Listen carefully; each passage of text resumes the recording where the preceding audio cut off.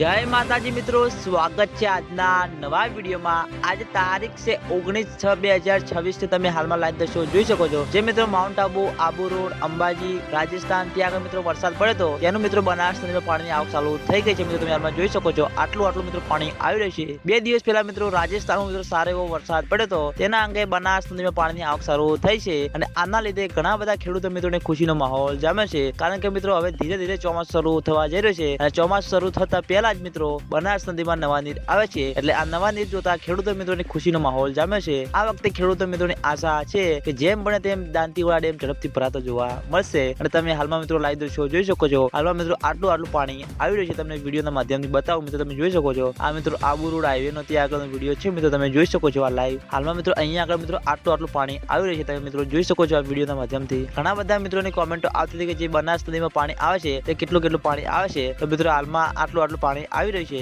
અને આજના વિડીયોમાં આટલું હતું। તમે બધા અમારી ચેનલ ઉપર નવા હોય તો વિડીયોને લાઈક કરી દેજો, કોમેન્ટ કરી દેજો અને ચેનલને સબસ્ક્રાઇબ પણ કરી દેજો। તો મિત્રો જય માતાજી।